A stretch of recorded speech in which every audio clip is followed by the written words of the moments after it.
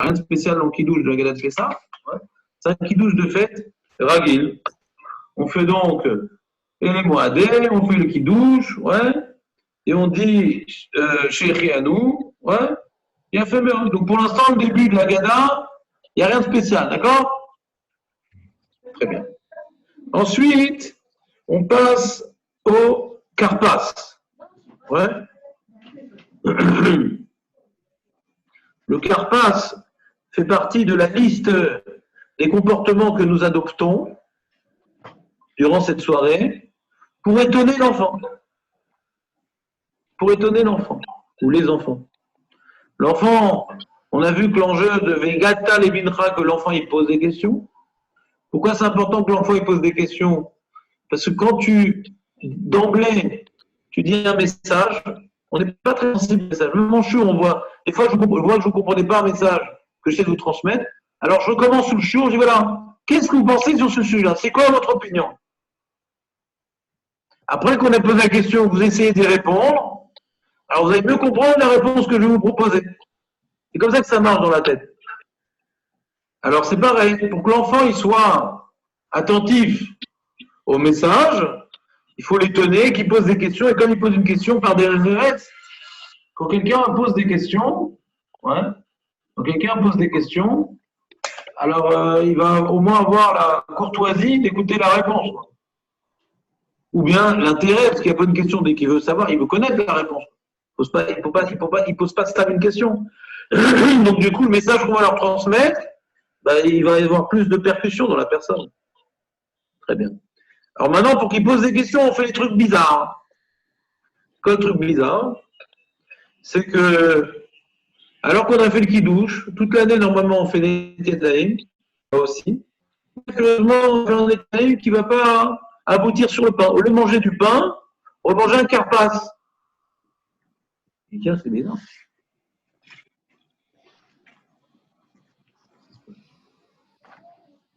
Allô? Au lieu maintenant de manger du pain, dit papa, pourquoi on mange du carpas? Pourquoi on mange des légumes? Alors là, il y a différentes. La question est bonne. Toujours, il faut dire à l'enfant que tu as posé une bonne question. Surtout quand on n'a pas encore réfléchi à la réponse. Pour les états de réflexion, vous dire c'est une bonne question. Qui t'a donné cette question? C'est vraiment très intéressant. Nanana. En attendant, on réfléchit. Alors, il y a plusieurs niveaux de réponse par rapport au carpas. Ouais. C'est que comme on le trempe dans de l'eau salée, ça ressemble un peu à un petit apéritif avant le repas. Des fois, on mange des radis dans de l'eau salée. Des fois, on mange toutes sortes de choses qui sont pour donner de l'appétit, comme ça. Torchechel, Torchechel. Comment ça s'appelle? Torchechel. Torché? Bon, c'est pas grave, c'est pas grave. Millénaire. Millénaire, à l'occasion. Donc, qu'est-ce qu'on voit ici? Donc, les commentateurs nous expliquent que, quelque part, il dit non, ce soir, c'est une soirée très particulière, mon enfant. C'est qu'on a été sortis d'Égypte pour être les ambassadeurs d'Akadosh Baruch Hu. On ne va pas faire un repas habituel, on va faire un repas de prince. Un repas de prince. Et quoi ce repas de prince? Mais la manière que les princes, ils ne mangent pas pour se rassasier. Ils mangent pour se délecter. Et donc même quand ils n'ont pas faim, ils vont manger. Donc ils ont besoin d'apéritifs. Même quand ils n'ont pas faim, ils vont manger, parce qu'il y a une petite bonne chose à manger là. Une petite grillade, un petit truc. Donc pour pouvoir manger, ils ont besoin maintenant d'avoir de l'appétit. Donc pour avoir de l'appétit, ils vont prendre des apéritifs avant le repas. Ouais. Alors nous aussi, la manière que les princes, ils font tout le temps des apéritifs avant le repas, nous aussi on va adopter la même pratique en faisant un apéritif avant le repas. Très très bien.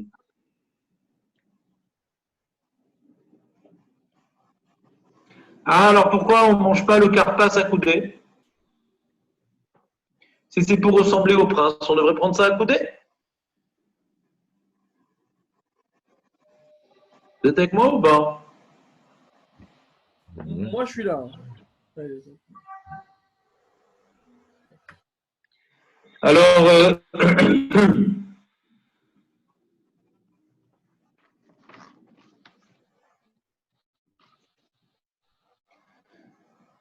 on voit qu'il y a deux raisons dans le carpas. Vous m'entendez? Oui, oui. Vous l'entendez là? Oui, oui, oui, oui. Il y a deux raisons. Il y a deux choses dans le carpas. Première chose, on trempe un légume dans de l'eau salée, c'est par rapport à ce qu'on a expliqué. Et la question, c'est pourquoi on prend spécialement un carpas? Ouais. Alors, c'est vrai qu'aujourd'hui, il n'y a plus de transport en commun, on dit ah, le carpas, dommage, comment on va faire? C'est pas la seule explication, il y a d'autres explications.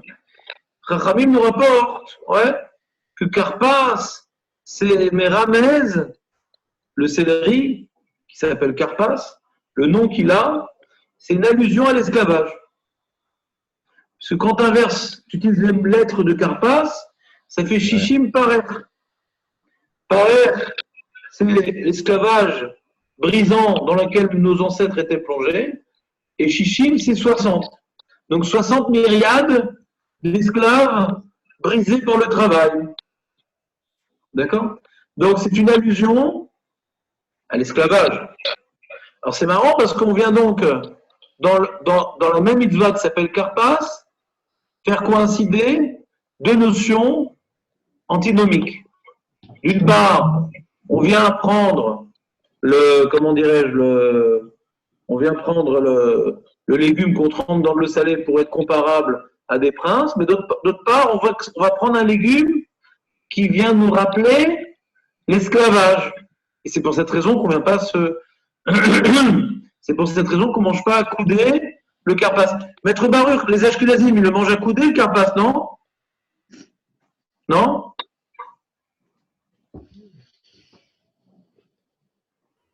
Debout, debout. Il y a une opinion comme ça. Je vais regarder tout de suite. Je crois que les Ashkenazim, ils ont mis en avant le premier point et pas le deuxième point. Vous pouvez reprendre, s'il vous plaît, Karpas, qu'est-ce que ça veut dire chish? Enfin, quand on inverse, ça veut dire shishim, et puis après? Parer. Karpas est composé de 4 lettres, Maître Capello. On a la dernière lettre, c'est sa mère qui correspond à shishim. Et après, on a à l'envers, on commence par l'envers.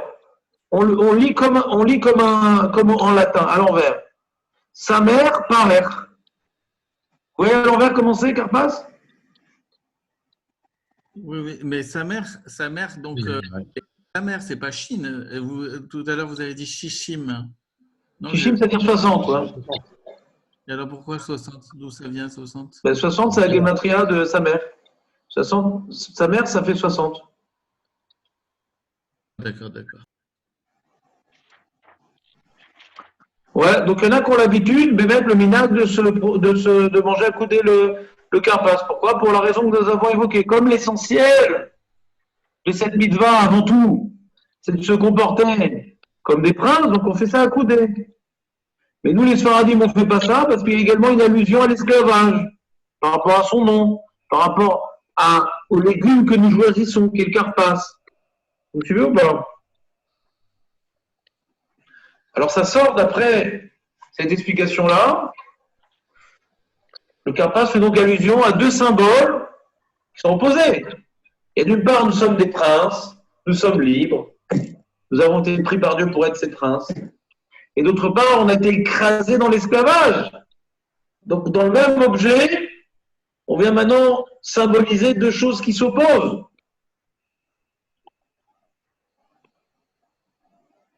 Vous avez une réponse à fournir? C'est à peu près ce qu'on a dit hier, hein, que Kadosh Baruch Hu, il propose donc une solution donc à travers par le moyen donc de ce qui a provoqué donc le mal, pour montrer que tout vient de Kadosh Baruch Hu.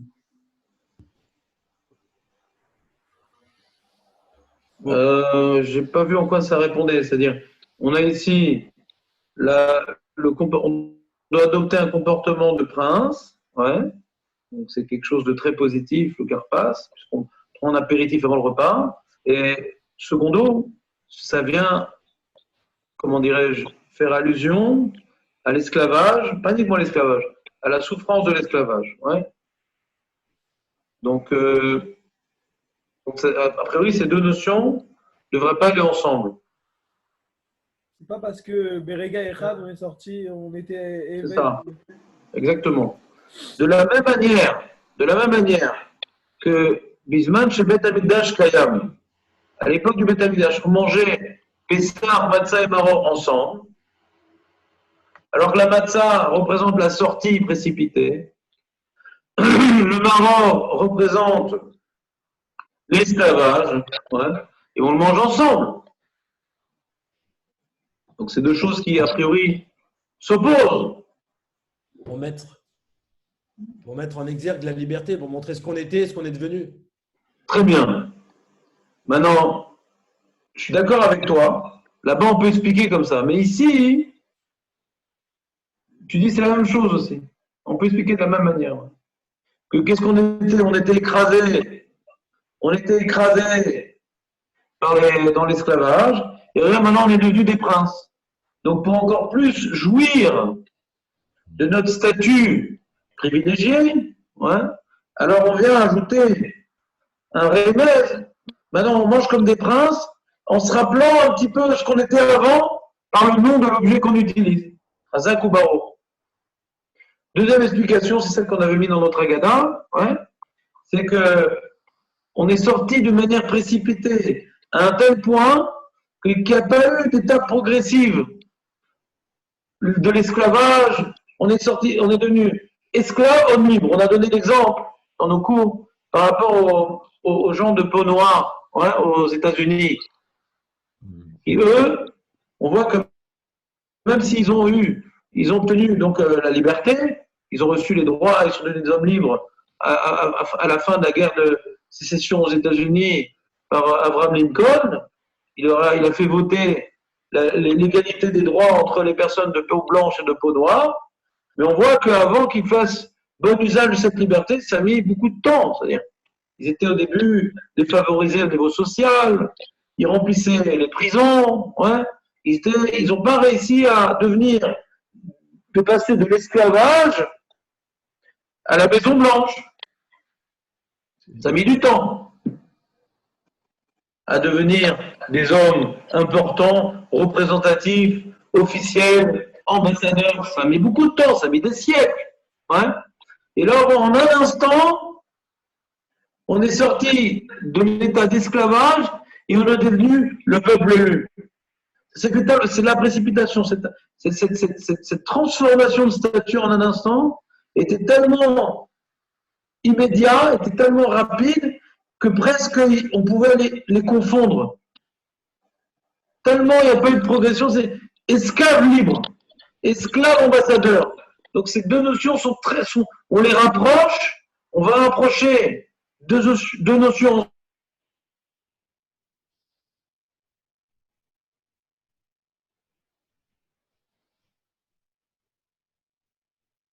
Plus le son? Ça a coupé. Ça a coupé? Rabbi? Oui. Continue la phrase, Michael. Continue la phrase. La notion? Raph, ça a coupé. Ah, Cette phrase-là, il ne veut pas que. non. Oh, c'est vrai. On recommence. Bah, peut-être faut rester sur le chat de Jérémy, peut-être qu'il est mieux, hein, son chat. Notre Donc chat, là, on verra. Ça rejoint un peu la première réponse. Enfin, Jérémy, Voilà, ça a de nouveau, encore coupé, bugué, je c'est crois. comme hier, hein, il veut pas ce chat, le Zoom. Ouais. Bah là, Zoom, il veut plus, du coup. Plus rien. Qu'est-ce qu'on Allô, fait? allô, allô? Ah, voilà. Ah T'as vu? J'ai tellement parlé de la statue de la liberté qu'on était tous statiques, là. Mickaël est encore statique pour moi. T'es là, Mickaël? Je suis là, Rabbi. Mais ta tête est statique, par contre. Jérémy, t'es là? Figé. C'est pas Ah, statique, ouais, là. c'est vous qui êtes statique. Hein. Et moi? Ah, ça me rappelle l'histoire du Belge, alors. Tu connais l'histoire du Belge ou pas, Jérémy? Brave. Est-ce que vous êtes à côté de votre Wi-Fi? Vous êtes à côté? Ben, j'ai pas de Wi-Fi, en vérité. C'est quoi? Qu'est-ce que vous faites là, alors?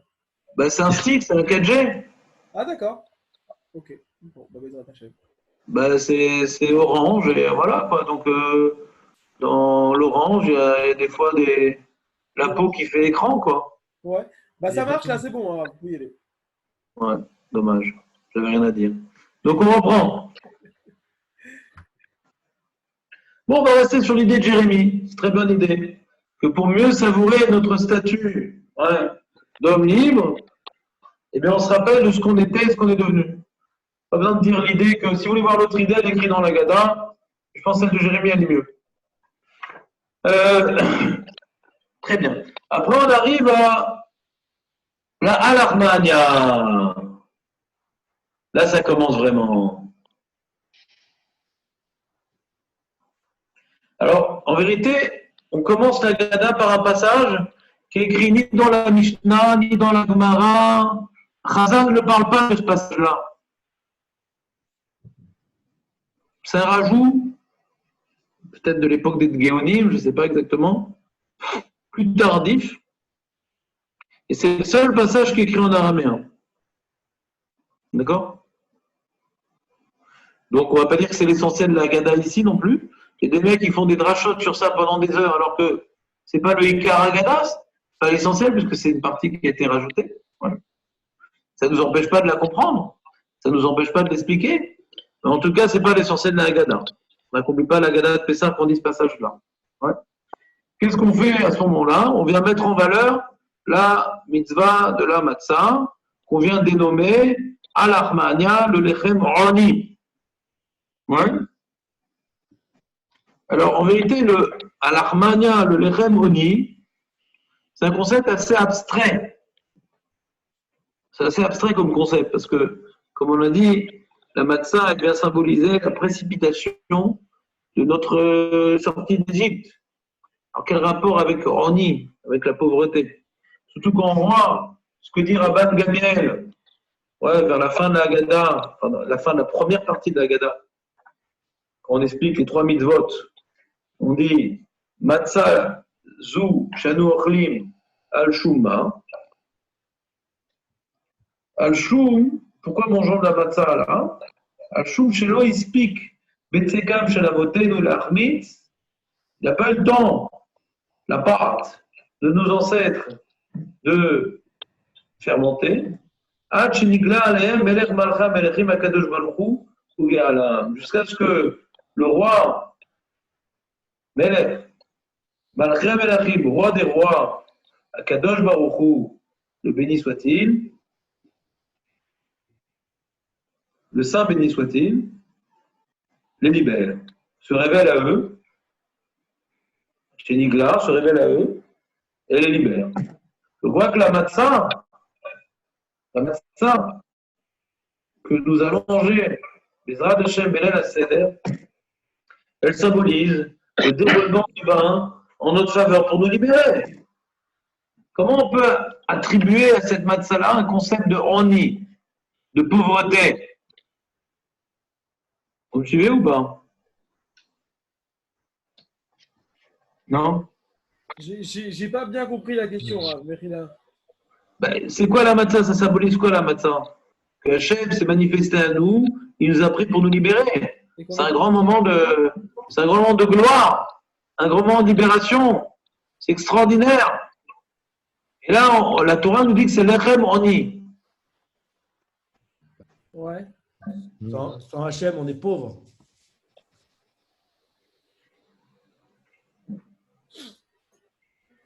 Sans Hachem, on est pauvre. Ça vient symboliser le fait que sans son intervention, on serait resté vide, entre guillemets. Ouais, je comprends. Pour poser ma question de manière plus pertinente, je vais vous montrer le pasouk qui évoque donc, ce concept. C'est dans Parashat Re'eh, si je ne me trompe pas. On ne peut pas juste dire qu'il y a juste du pain et de l'eau et que c'est un lechem de pauvre. Ouais, mais qu'est-ce que ça explique? Tu as raison, mais qu'est-ce que ça explique? La rapidité avec laquelle on est sorti. Ah, Chazak, très très bonne remarque. Alors attends une seconde, on va faire un partage d'écran. On va reprendre ce concept. On a déjà parlé de ça à de nombreuses reprises, mais je pense que c'est pas suffisamment évident pour le faire qu'une fois dans notre vie. Vous voyez ou pas? Oui. L'otochal alav chametz. On parle de quoi l'otochal alav chametz? On prend le passouk d'avant. Tiens, on va commencer. Shamor et achodesh aviv Donc garde le mois de Aviv. Vasita Pesach l'Hachem Elokecha qui bechodesh Aviv. C'est au mois de Aviv que Hachem, nous, l'Éternel, ton Dieu, t'a fait sortir. Mais Mitzrayim, Laïla. On est sorti la nuit. D'accord ou pas? On verra. Vezavarta. Pessah, donc tu devras immoler l'agneau pascal pour Dieu, et l'Okecha, ton Dieu. Tsod ou Bakar. Bamakom Asher Ifra Hashem le Shaken Shemoshem. Petit bétail et gros bétail, à l'endroit où aura choisi l'Éternel de faire résider son nom là-bas. D'accord? Donc on parle pour l'instant de la matzah ou du Korban Pessah? Pour l'instant on parle de la matzah ou du Korban Pessah? Du Korban Pessah, d'accord? Ouais, parce qu'il y a marqué Tzad ou Bakar. Très bien. Globalement on parle de la matzah ou du Korban Pessah? C'est ça. Tout à fait. Il y a une question sur Bakar. Justement, Korban Pessah ne peut être que de Tzom. Éphémérode, on va laisser cette question de côté pour l'instant. Lo tochal alav. C'est quoi alav? Avec. Alav. Avec quoi? Tu mangeras pas avec quoi? Avec le Korban Pessah. On parle du Korban Pessah. C'était le sujet, d'accord? Donc tu ne mangeras pas avec le Korban Pessah du Chametz pendant 7 jours. D'accord? On ne mangera pas avec le Korban Pessah du Chametz pendant 7 jours. Tochal alav matzot. On mangera avec le Korban Pessah des matzot. Le Korban Pessah, on mangeait pendant combien de jours le Korban Pessah? Le soir même. Le soir même. Quand même, il devait être brûlé dans 2 mains. Non? C'est notar, ouais. D'après Rabbi Eliezer ben Azaria, même déjà depuis Chatzot, on ne peut plus le manger. D'après Rabbi Akiva, c'est jusqu'au matin. D'après Rabbi Eliezer ben Azaria, c'est jusqu'à Chatzot. Quoi, on est marmire d'essayer de finir le Gada avant Chatzot pour être quitte de Rabbi Eliezer ben Azaria, qui dit que la mitzvah du Korban Pessah, elle est jusqu'à Chatzot, donc la matzah, elle est liée, donc c'est jusqu'à Chatzot, et comme la Gada, elle est liée à la matzah, hein, donc le Gada jusqu'à Chatzot. C'est clair? Mais c'est pas 7 jours. Donc c'est quoi l'autochal alav sur le Korban Pessah, Chametz Shivat Yamim? C'est pas Shivat Yamim. Rappelle Mickaël de ce cours-là ou pas? Apparemment, non. C'était en 2017 qu'on l'a fait ce cours-là. Ah, mais ça veut dire que si on ne mange pas le Korban Pessah, alors on pourrait manger du Chametz.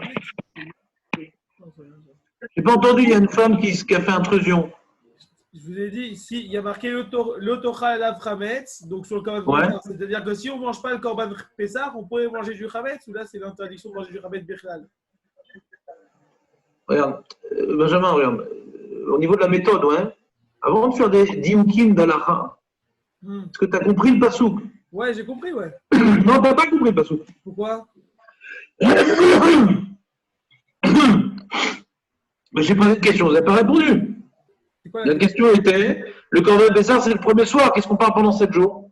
Ah ouais. Avant de faire des dioukim, de quoi il parle le pasouk? On commence à déduire du verset quand on l'a compris, le verset. Avant, vous avez toujours tendance à vouloir faire des déductions parce que vos Hachem, vous avez l'esprit développé par la Gemara qu'on fait toujours des dioukim. Mais pour faire un dracha, il faut déjà comprendre de quoi il parle le verset. Avant de s'intéresser au mot particulier, il faut voir déjà le contexte du verset. Il y a 2 étapes dans le limoud. D'abord, de quoi il parle le verset, Birklal? Avant qu'on s'amuse à faire des dioukim et des halachot. T'as pas les pasukim avec les ta'amim? Peut-être que. Comment?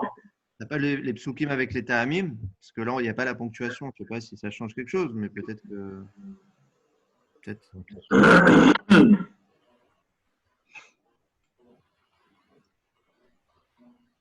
Comment on fait? Je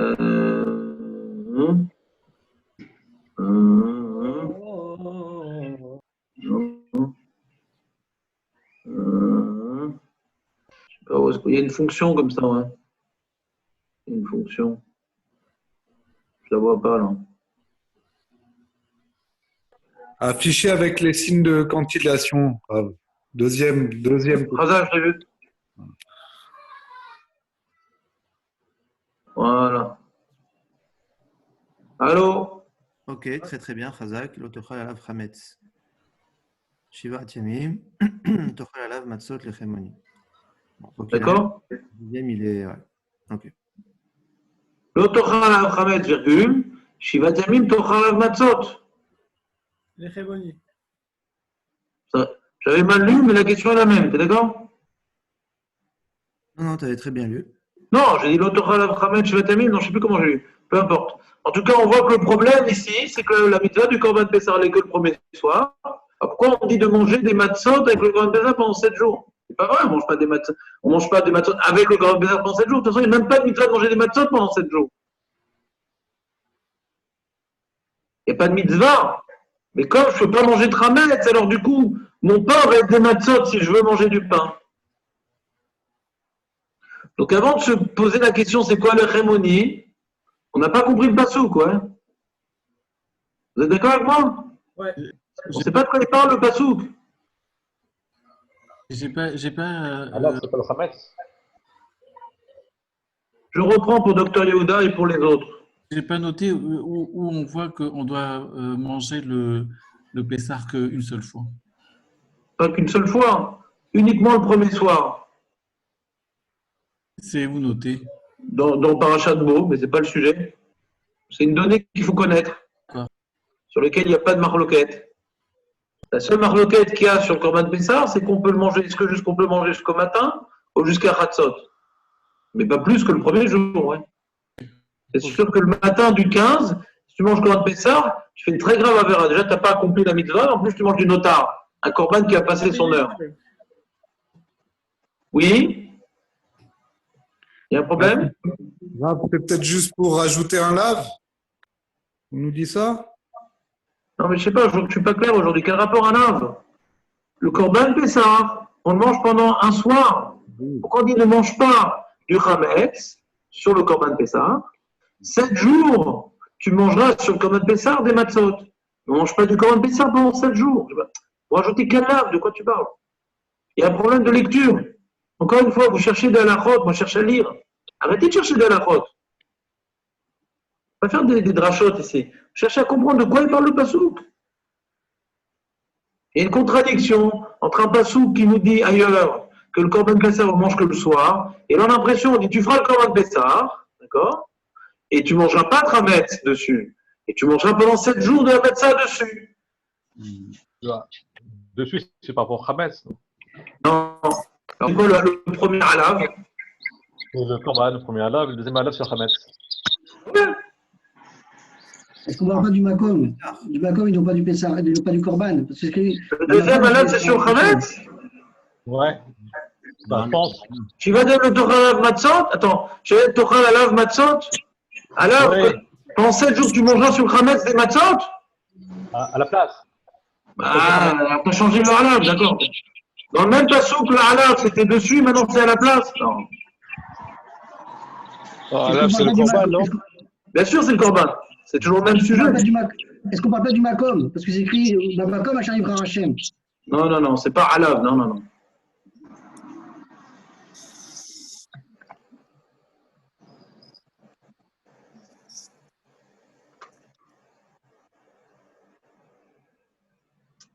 Voilà, et marqué ici, Ve'achlou et tabassar balayla azé. Le Toyoda. Je vois. Yesh ou matzot ou merurim yochlou.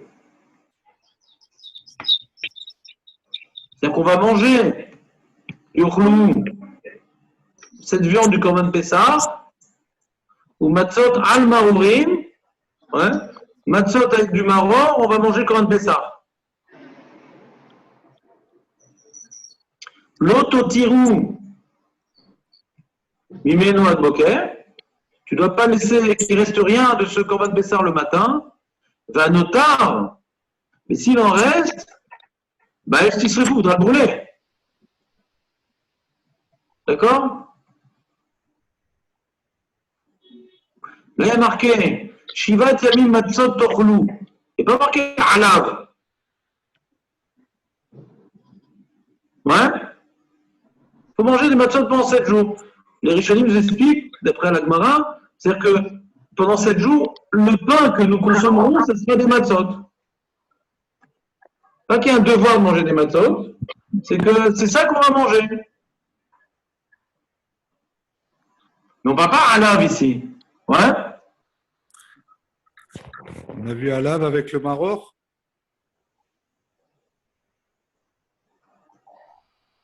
Oui, mais c'était dans le contexte du Passouk.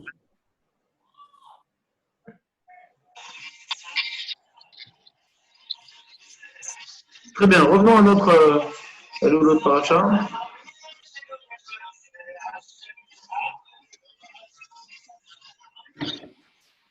תאכל עליו.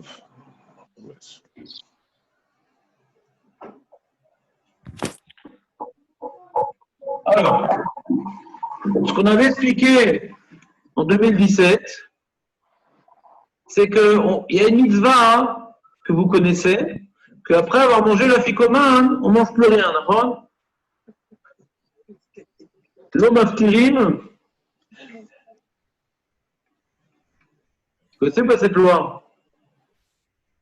On ne vient rien manger après la ficomane, d'accord? Ah oui, oui. La ficomane, il est en souvenir du Corban Pessah.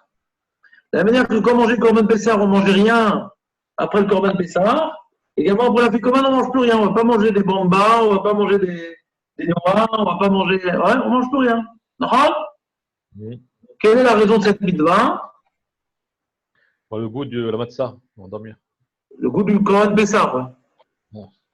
Mais aujourd'hui, on a le ficomane qui est de la matzah. Donc, ce que tu dis, c'est vrai, mais c'est. Comment?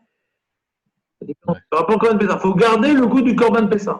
Il faut garder le goût du Corban Pessah dans la bouche. Ouais.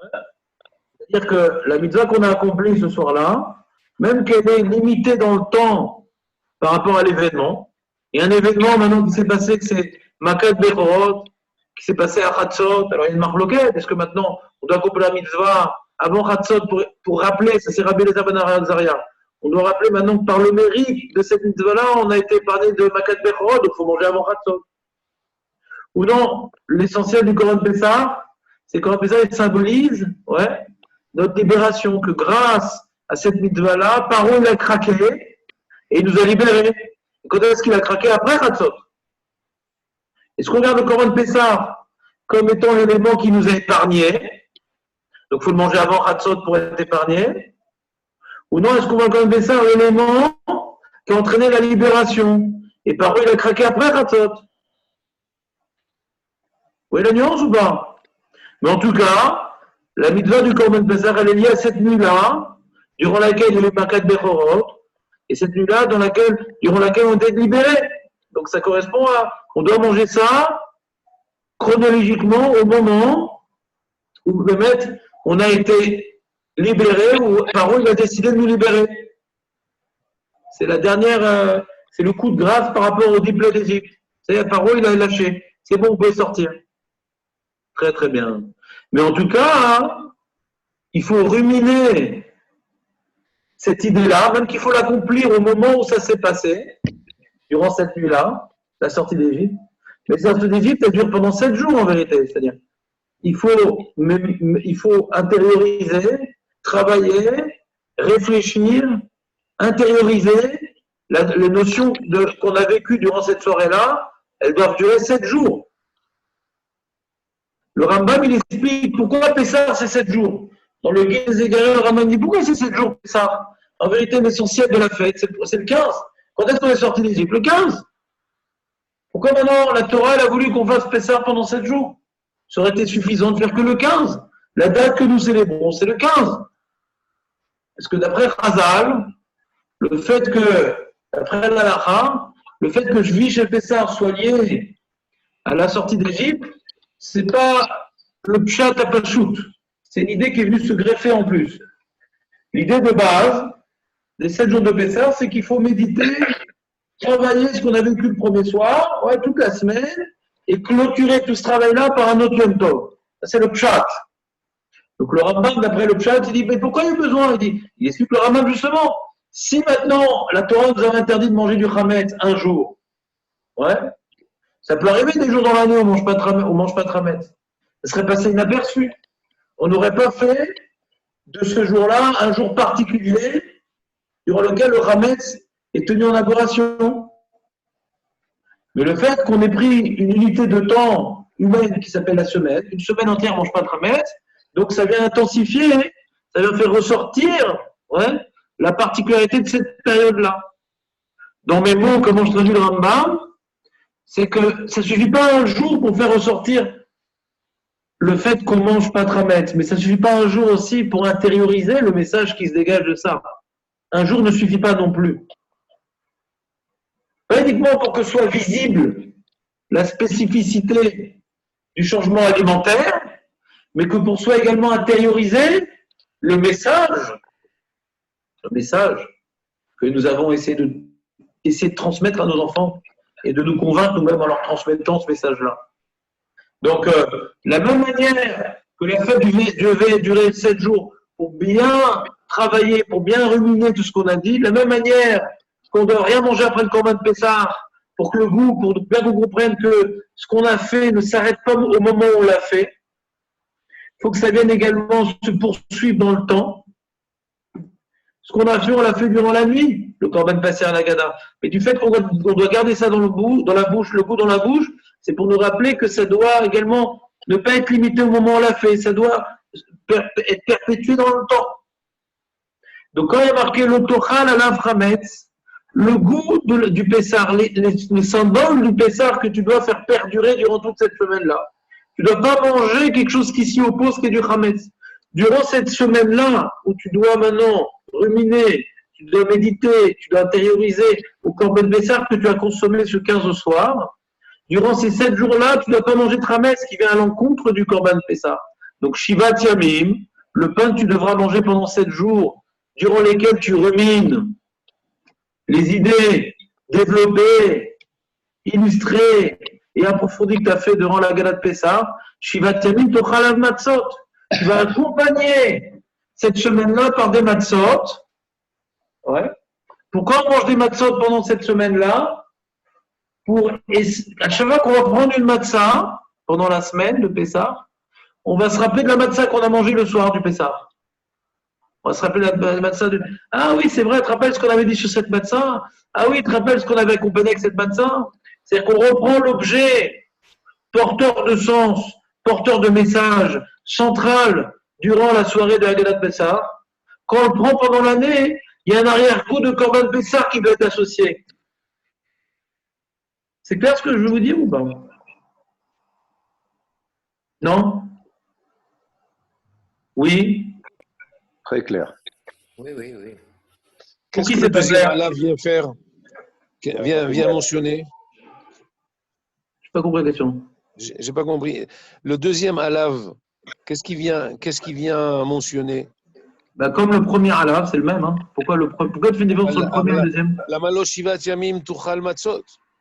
Je pas compris. Pourquoi tu fais une différence entre le premier alav et le deuxième alav? On ne mange pas pendant 7 jours le Corban Pessah. C'est la question, ouais. Et pourquoi tu as fait une différence entre le premier alav et le deuxième alav? C'est ça que je n'ai pas compris. Non, mais sur le premier. Les deux, c'est le même. Les deux, c'est le même. On ne mange pas de Hametz avec le Corban. Pas compris. Alav, il vient faire référence à quoi, alav? Le Corban Pessah. Le premier ou le deuxième? Le premier. Les deux. On va pas te dire ne mange pas sur du Hametz, des matzot. C'est pas ça qu'on est. C'est toujours le même. On parle de Corban Pessah. C'est Marco qui t'a induit en erreur. Alav, c'est Corban Pessah. Ne mange pas sur Corban Pessah du Hametz. Dans la première phrase, c'est Mouvan. Dans la deuxième phrase, Shivat Yamim Tuchal Alav Matzot. Alav, c'est encore une autre fois le Corban. C'est un peu dur, non? Je sais pas, je pense que c'est beaucoup plus dur de dire autrement. Hein. C'est dire que le Alav, il a changé de sujet. Si on voulait Shlomo, c'est beaucoup plus dur de dire autrement, qu'on ne parle plus du même alav. Voilà, il y a Roger, je dis à mon fils, tu ne joueras pas avec lui, tu ne mangeras pas avec lui, tu n'étudieras pas avec lui. Le avec lui, c'est toujours le même. Ouais. Toi, tu veux changer de avec lui? Non, pourquoi Shivat Yamim? S'il n'est pas là. Alors là, tu as changé de sujet, Shlomo. Pourquoi Shivat Yamim, c'est un autre problème.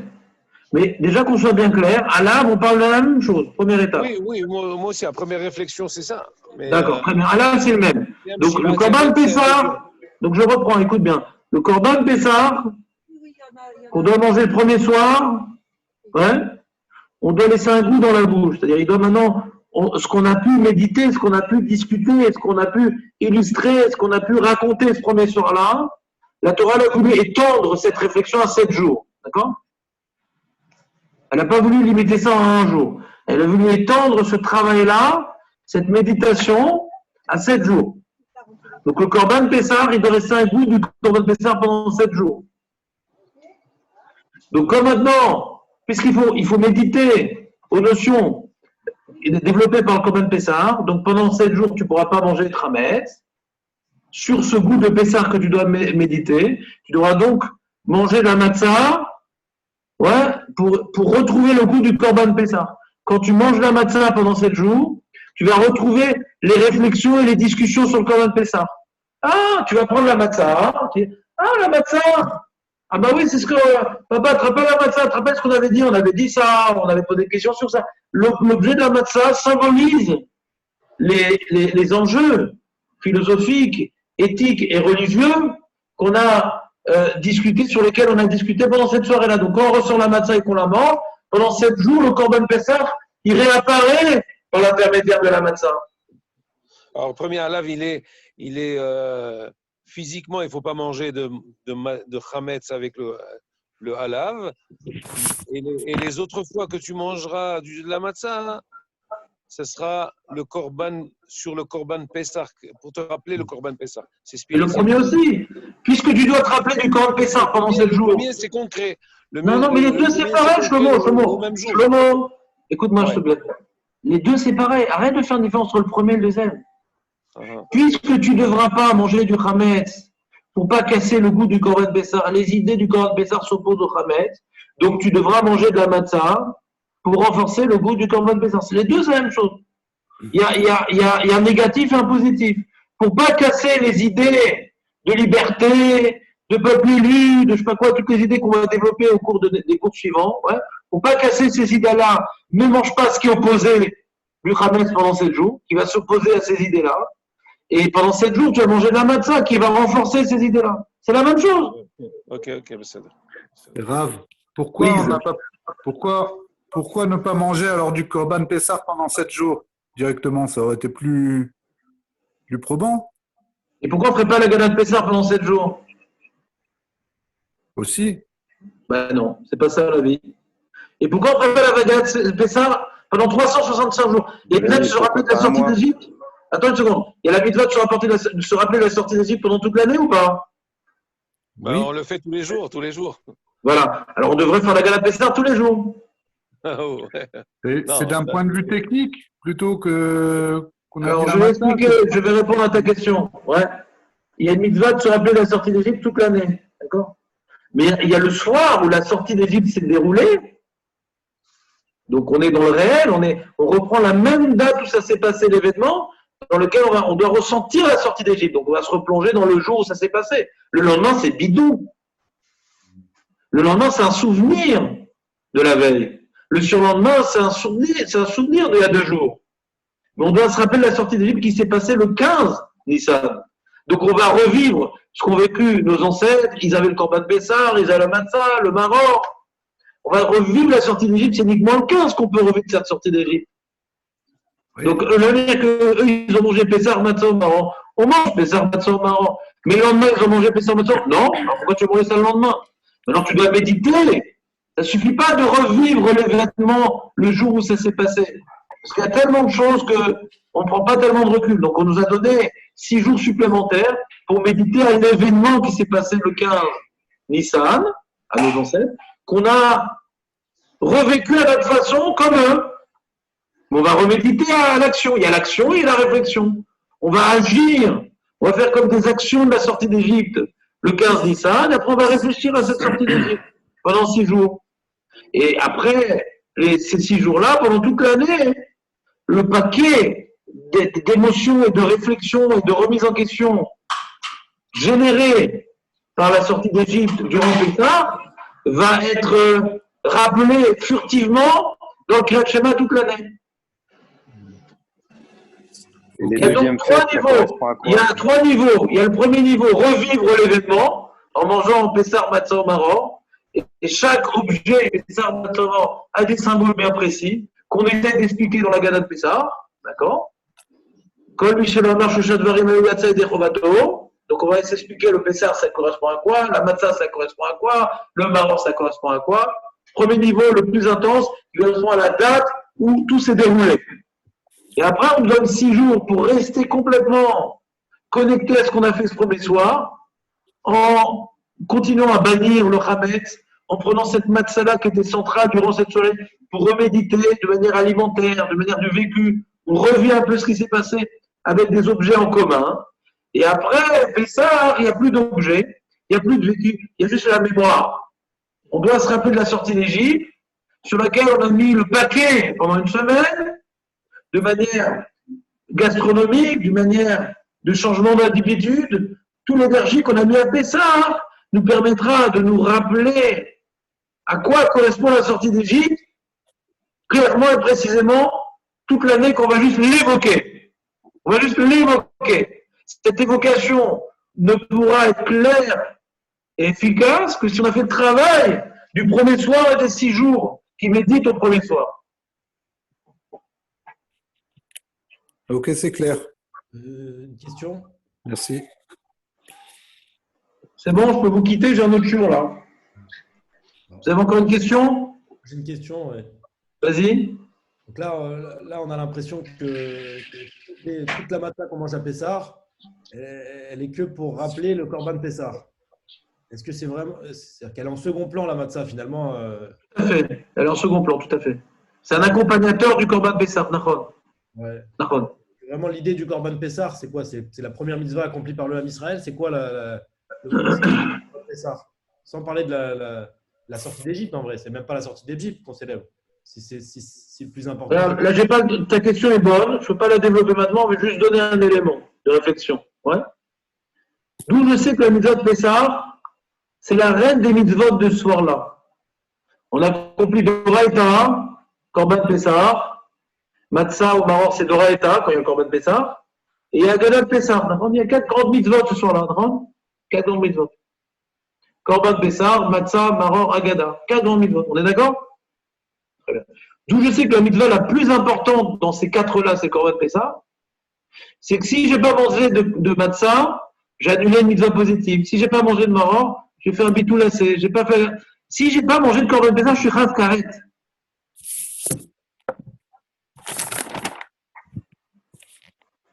C'est-à-dire que dans toutes les 248 mitzvot de la Torah, il n'y a que 2 mitzvot positives où si on ne les a pas fait, on est Chav Karet. C'est Korban Pessah et Mila. Pour être Chayav Karet dans la Matzah, c'est si je mange du Chametz. Dans Matzah, il n'y a aucun Chayav Karet. C'est si je fais l'inverse. Ça, c'est un Lota. Dans les Lota AC, il y a 36 Chiyuv Karet dans les Lota AC. Un des Chiyuv Karet de retranchement de l'âme lié aux interdits, c'est le Chametz. Tu as également mangé du sang qui sort juste après avoir coupé la gorge. Tu as également mangé du Chelev. Tu as également les interdits de relations avec certaines femmes, ouais, certaines personnes de la famille, etc. Mais dans les mitzvot positives, tu as le Korban Pessah et la Brit Mila. Ce Korban Pessah lui-même, je ne vais pas répondre de manière suffisante, mais juste pour te donner une idée. Le Korban Pessah, c'est un Korban de Brit, c'est une alliance. C'est-à-dire que la Brit Mila, c'est une alliance. Le Korban Pessah aussi, c'est une alliance. Il y a une grande question. Pourquoi le Korban Pessah, quand on n'apporte pas le Korban Pessah, on est Chayav Karet? Harry, qu'on n'apporte pas à Shavuot ou à Sukkot le Korban de Olat Reya ou de Shalmei Chagah, on n'est pas Chayav Karet.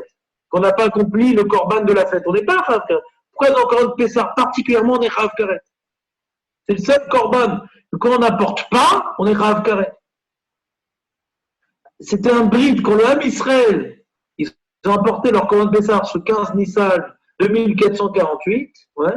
C'est par ce Korban-là qu'il faisait une alliance avec Akadosh Baruch Hu. Ça représente une alliance avec Akadosh Baruch Hu. On est devenu son peuple un peuple de prêtres en se comportant comme des prêtres. C'est l'alliance avec les jours le Corban Pessah. C'est tellement important cette alliance-là que si quelqu'un n'a pas pu apporter le Corban Pessah parce qu'il était en chemin ou il était tamé, ouais, même qu'il aura mangé la matzah quand même. D'après nous, qu'on est pensé que la matzah devrait être même qu'il n'aura pas le Corban Pessah, quelqu'un qui était en chemin, il mangerait quand même la matzah. Il a une mitzvah de Pessah Sheni. Il aura le devoir de se rattraper et de prouver qu'il fait partie de l'alliance. Ça veut dire que la Brit Mila, c'est une alliance qui dit qu'on est les descendants d'Avraham Avinu qui s'est engagé de porter en lui, dans sa descendance, les ambassadeurs d'Akadosh Baruch Hu. Le Corban Pessah, c'est quelque part la confirmation de l'alliance avec Avraham Avinu. C'est pour cela que quelqu'un qui n'a pas la Brit Mila, il ne peut pas manger le Corban Pessah. Je dis beaucoup de notions rapidement, on les redéveloppera demain, ça te donne des idées pour l'instant, Jérémy? Ouais, des petites idées, mais il faut développer. Il faut développer, comme tout. Celui qui ne développe pas, il reste négatif. Il n'a pas d'objectif. Les amis, je vous souhaite une très bonne journée par contre. Et Brioud ve'eshuat l'école, Am Israël, Od Hashem, Shamashari, Avo Ayom, Bezrat Hashem. Amen. Amen. Eh les gars, j'ai mis la plage derrière, vous avez vu ou pas? Vas-y, mets-nous autre chose, Ben.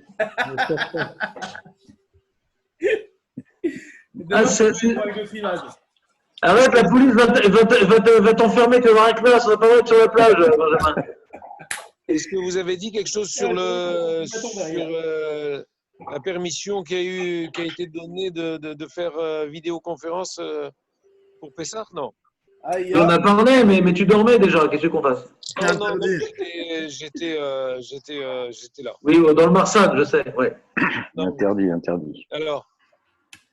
Je sais pas, il y a une marloquette entre les Gdolim et les rabbins. Et le? Il y a une marloquette entre les Gdolé Aposkim, oui, qui interdisent, et des rabbins. Et certains rabbins contemporains. Des rabbins.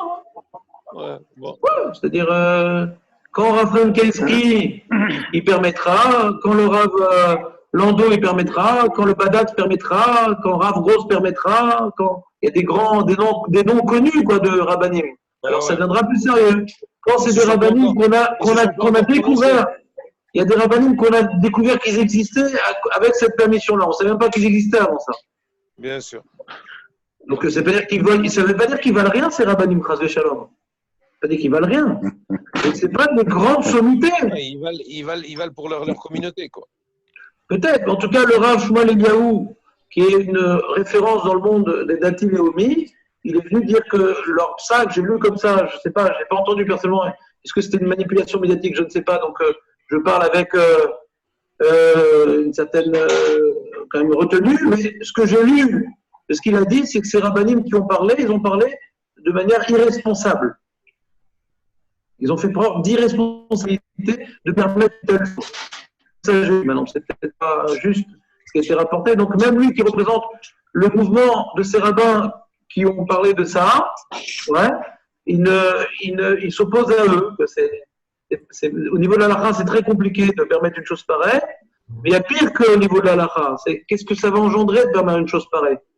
Toute une négligence de l'électricité, toute une négligence d'Internet. Donc, c'est une ouverture vers une catastrophe, quoi. Ouais. Une catastrophe de permettre un truc pareil. Sans rentrer dans les détails de la halakha, c'est une catastrophe. Il vaut mieux qu'une personne isolée s'élève de Pessah, Chas v'Shalom, si la situation ne s'est pas améliorée, plutôt que vers une brèche dans le respect de la halakha. On ne change pas la halakha à cause du contexte. Exact. Même si on peut discuter, oui, mais c'est que des rabbanan, et peut-être d'après cette opinion, et on peut faire la Sebeshino, on peut faire la technique. On peut faire la technique. Je n'ai pas dit que techniquement c'est débile ce qu'ils ont dit. Mais la force d'un Rav, c'est Ezeu Chacham Aro et Anolad. Qu'est-ce que ça risque d'entraîner de dire à des gens qui ne connaissent pas bien la Torah que c'est pas si grave d'allumer la lumière, c'est pas si grave. C'est pour ça qu'il a dit, le Rav, si c'est bien juste ce que j'ai entendu, c'est irresponsable de dire ça. C'est-à-dire qu'eux, ils ont lu des livres de technique d'Alakha. C'est beau. Mais un Chacham, il doit réfléchir qu'est-ce que les gens ils vont entendre de ça. Qu'est-ce qu'ils vont déduire de ça. Bon, quand vous jouez là, les mecs, avec votre décor, là. Complètement dans le décor, les mecs. Si on continue, je vais vous faire un décor de dinosaures, mais en vrai, derrière vous, si on continue. Il y en a qu'un qui fait ça. Hein. Là, il y a un deuxième. Un deuxième qui parle au mur, je sais pas pourquoi. Il a dit que des joies dans Hachem, Amen. et que Hachem nous amène la Géoula, et que Hachem nous rétablisse le Sanhedrin, qu'on n'ait jamais besoin de se prononcer sur aucune opinion de Rabbanim, et de faire la différence entre l'un et l'autre, que le Sanhedrin, que ça la halakha, elle est claire, dans Hachem, pour tout le monde. Pas tout. Amen. Amen. Chazak Baruch. Merci. Chazak Baruch. Bon, les gars, je mets une nouvelle photo. Vous voulez quoi comme photo, les gars? Bah attends, je cherche. Eh, demain, je vais mettre une vidéo, mon pote. Il y a l'Ashkenaz qui est là. Aïe, aïe, aïe, aïe, aïe. Alors, il n'y a plus d'Ashkenaz Sepharad, c'est fini. Ah bon, On est tous des juifs. ça a changé. Ah, ouf, Ça y est, c'est ça ce y qu'on dit. Toi Ah, aussi, Eli, tu as t'es pris la juif. Non, barbe il blanche. Hein. n'y a que les Tunisiens T'as qui sont vu? juifs. Oh. Aïe, aïe, Alors il a José, commencé, t'as fait le jeûne? T'as fait le jeûne hier? Ouais, Khatsot, ouais. Bravo. Oui, chérie. Razak. Ah, ben, j'ai fait un peu le vieux aussi. Hein. Oui, mais t'as Ah. voulu être jeune. Bon, les gars, Ben, qu'est-ce on qu'on est- fait aujourd'hui, alors, du coup? Qu'est-ce que tu vois? Qu'est-ce que je vois? Bah là, je vois rien. Je suis en train de choisir une autre image. Attends. Attends, Monsieur Balouka, il va être content, là.